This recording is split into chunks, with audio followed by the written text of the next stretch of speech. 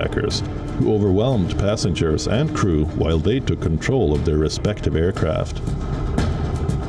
The group, which came from Saudi Arabia, the United Arab Emirates, Lebanon, and Egypt, was chosen by Al-Qaeda leaders in Afghanistan in 2000.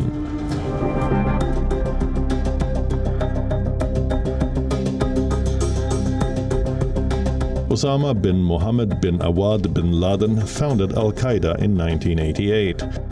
He was from a wealthy Saudi family, but settled in Afghanistan to set up a base for his jihadist group.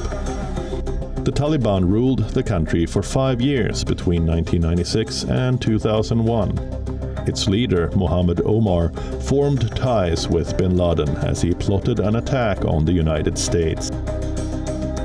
Although their ideologies differed, both groups' beliefs were rooted in extreme Islam and a hatred of the West.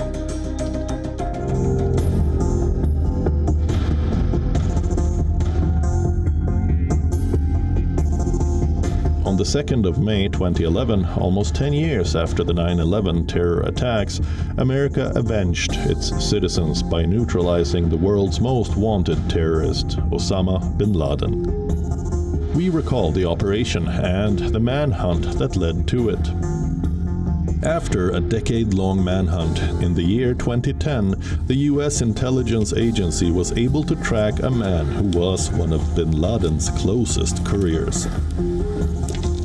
He was found in a large, highly secured compound in Abbottabad, Pakistan.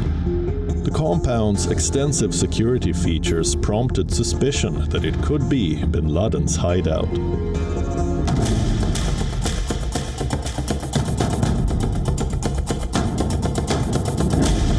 The then US President Barack Obama authorized a small special operations team known as SEAL Team 6 to carry out the Abbottabad raid.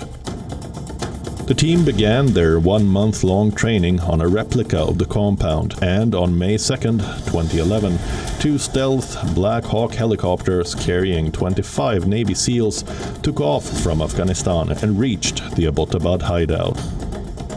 Enabled with stealth technology, these helicopters avoided any kind of detection in the airspace around the operation area. The US SEALs breached the outer walls of the compound and fought their way through the ground floor. After killing Osama's closest aide, the team moved to the 3rd floor to zero in on the target. Osama bin Laden was located and shot in the head above the left eye. The entire operation was completed in 40 minutes with no American casualties. SEAL Team 6 also destroyed the chopper that crashed. It flew back with the world's deadliest man in a body bag. Good evening. Tonight, I can report to the American people and to the world that the United States has conducted an operation that killed Osama bin Laden, the leader of Al-Qaeda, and a terrorist who's responsible for the murder of thousands of innocent men, women, and children. It was nearly 10 years ago that a bright September day was darkened by the worst attack on the American people in our history. The images of 9/11 are seared into our national memory.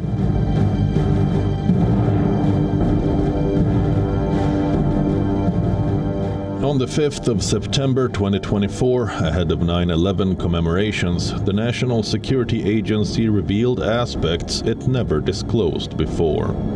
It opened up about its role in helping the US government track down Osama bin Laden, the Al-Qaeda founder and terrorist. In a new podcast series called No Such Podcast, current and former senior NSA officials who were involved in the search for Osama bin Laden describe how the highly secretive operation unfolded before culminating in the 2011 raid on a compound in Abbottabad, Pakistan, where bin Laden had hidden. Listen in. Let's start with that. Al-Qaeda communications. How do we discover and disrupt terrorist plots, targeting the U.S. or elsewhere? So we had leads. We could get leads from let's say, materials that the 9/11 hijackers had used, that FBI had. We could get leads from other agencies and so on. And we recognized that this was such a complex problem that we weren't going to be able to do it by ourselves. And Intel is like building a jigsaw puzzle, but it's a jigsaw puzzle with a twist. And what I mean by that, this particular jigsaw puzzle, you may have a few pieces on the table in front of you. You may have some on the carpet. The dog's eating some. Some are on the other side of the street. Some are on the other side of town. Some are at the bottom of the ocean. Some don't exist.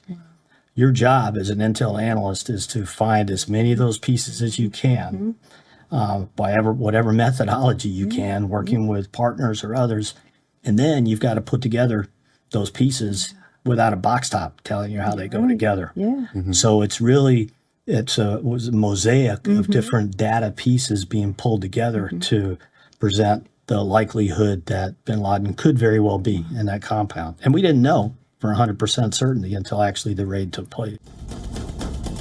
It has been revealed that on the day U.S. military forces raided the hideout complex in Abbottabad, only around 50 people of the tens of thousands of NSA employees knew of the plan to find then the world's most wanted man.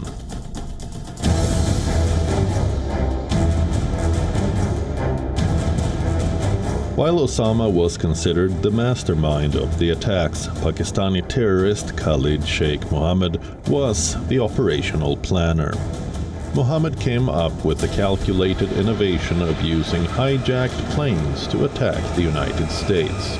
And Al-Qaeda provided the personnel, money, and logistical support to execute the operation. Regarded as one of Al-Qaeda chief Osama bin Laden's most trusted and intelligent lieutenants, Khalid Sheikh Mohammed had dedicated his life to plotting against the West. Mohammed, also known by his initials KSM, was captured in Pakistan in March 2003. He then spent 3 years in secret CIA prisons, before arriving in 2006 at the U.S. Navy base in Guantanamo Bay, Cuba. Now around 60 years old, the trained engineer was involved in a string of major plots against the United States, where he attended university. 9/11 remains his biggest and deadliest operation to date.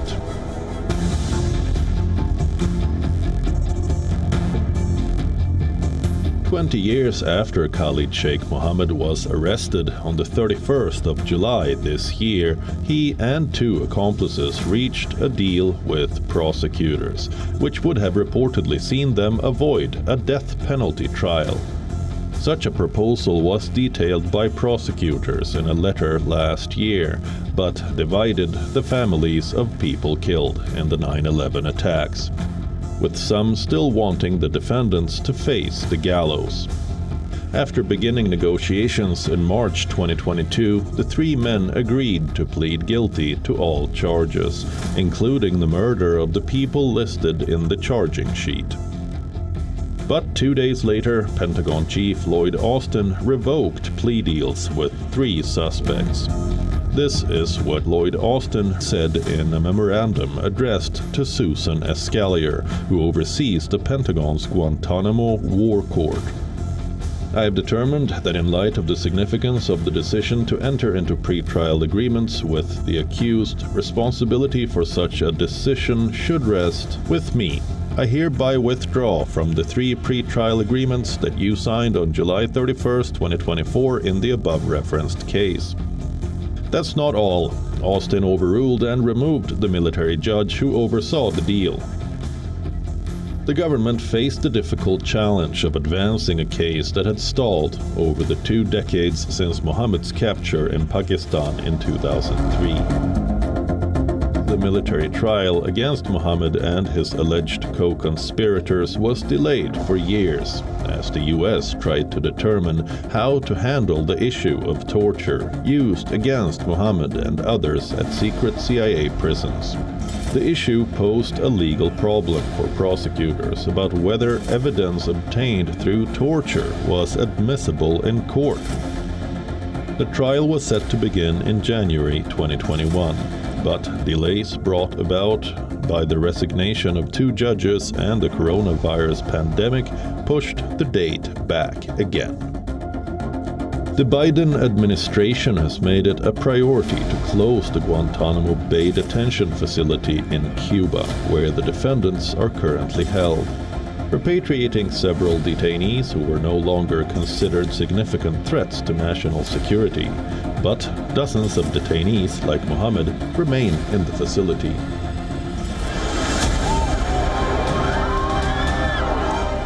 The anniversary of the 9/11 attack brings back haunting memories of the fateful day.